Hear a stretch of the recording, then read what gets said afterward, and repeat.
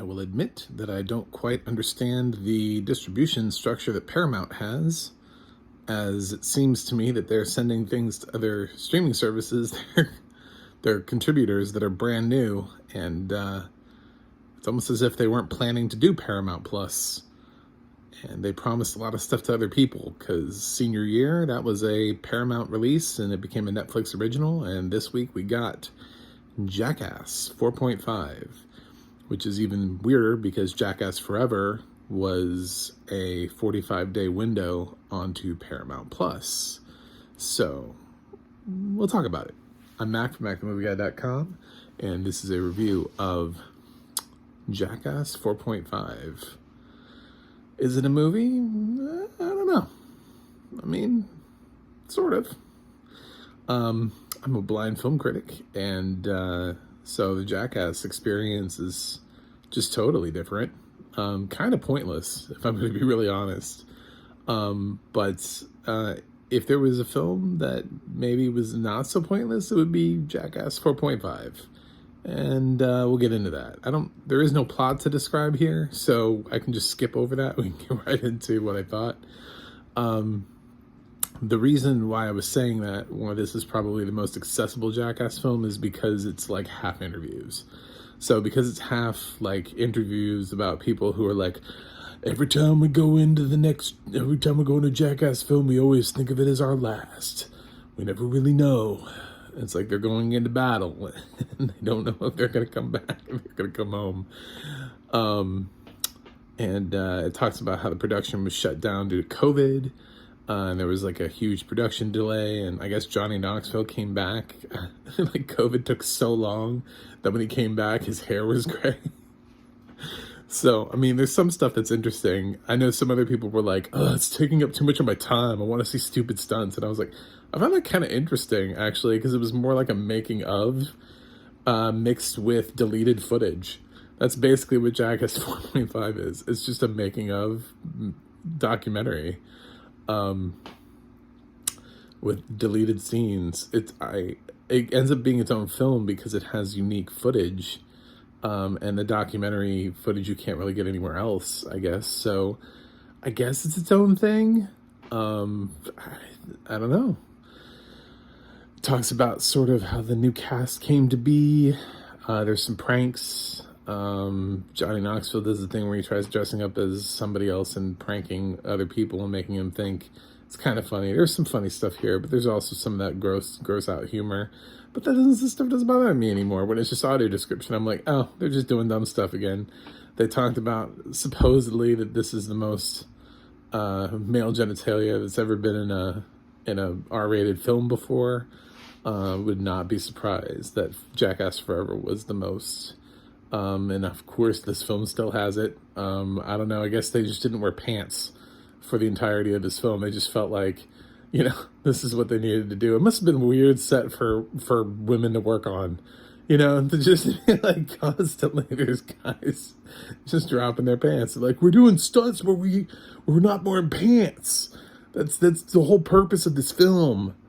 I guess when you sign up for a Jackass movie, you know what you're getting, right? So,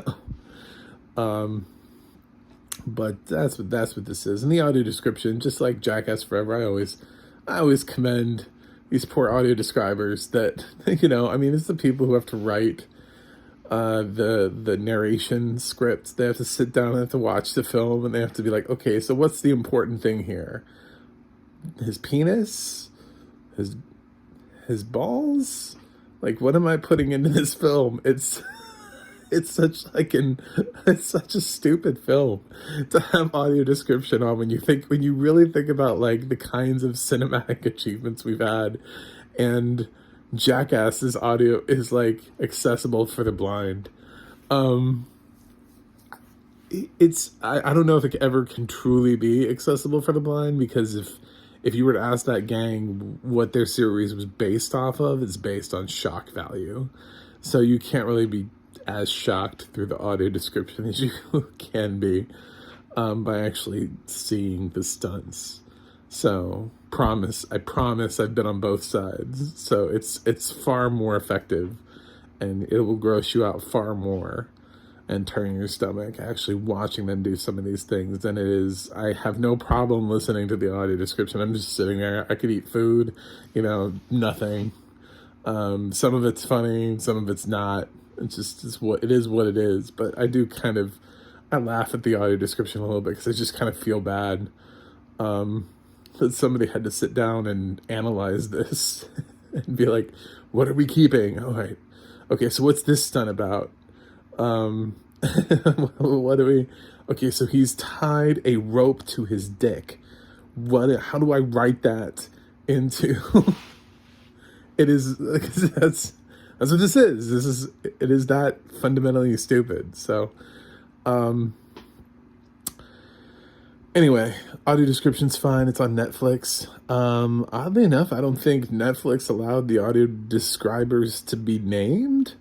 I didn't catch it. If it was like super brief and just like thrown in there. And I really, truly missed it. And I apologize. But I went through the whole film all the way to the very end. And I did not hear, audio description narrated by. So, which is weird because Jackass Forever, well, it had the Paramount Plus problem where it kicks you out of the film. It actually kicked me out during the outtakes. So, I don't know. Maybe it's just a thing. Maybe nobody wants to know. I don't know. Maybe they figure it's just like, yeah, this is a Jackass film. Who cares? I don't know. I don't know what the reasoning is for it. It's kind of bizarre. But I think the team who does this audio description deserves props because this is not an easy film to try to figure out what exactly makes the joke funny. I think you have to understand the stupid humor in order to describe it. And some of this is really hard to understand what the joke is. So, but they did a really good job. So I actually, at the end of the year, like if I came up with just audio descriptions, like a top 10, I seriously would consider Jackass Forever in like the top 10 audio descriptions from 2022 releases. It consistently stands out to me as being better than I thought it would be. So, and 4.5 is just an extension of that. So, and because of that, I gave Jackass Forever a C+. I don't really know. I mean, you should know by now whether or not you're a fan of this stuff. If you're not, then don't watch it. It is what you think it is.